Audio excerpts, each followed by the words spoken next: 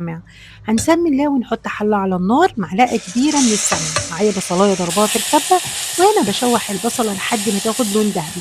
هتقلبي كده البصلة يمين وشمال عشان كلها تاخد لون واحد.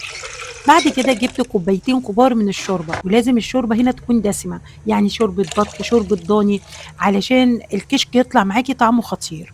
بعد كده جبت كوبايتين كبار من الحليب، والحليب برضو يكون كامل الدسم ويكون فيه كده قشطة. وبعد كده نزلت باربع معالق كبار من الدقيق، وهنا بدوب الدقيق، وكل ده بندوبه كده على البارد. بعد كده البصل بعد ما اخد لون ذهبي باخد معلقتين على جنب اطلعهم واسيب معلقه في قلب الحله. بنزل بالشوربه والحليب، وهنا لازم نقلب ايديكي ما توقفش خالص علشان القوام يبقى معاكي كريمي. ولو لقيتيه كلكع منك اضربيه بالهاند بلندر، او استني لما يبرد اضربيه في الخلاط. هنا لقيت القوام بتاع الكشك تقيل، ولسه لما بيبرد بيتقل اكتر. احنا عايزين القوام كده يبقى كريمي، حتى لما يبرد يبقى القوام بتاعه كويس. فهنا خففته كده بربع كوبايه من الشوربه وقلبته، وده كده القوام شايفين ما شاء الله، لسه لما يبرد هيتقل اكتر.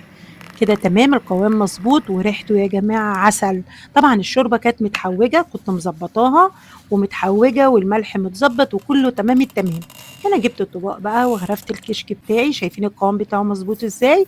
ويا ستي لو مش لازم يعني شوربة بط ولا شوربة ضاني، ممكن ماسورة تسلقي كده، تجيبي ماسورة وتسلقيها مع اللحمة، هتعمل لك أحلى شوربة بالبهاريز بتاعتها. هنا بعد ما غرفت بقى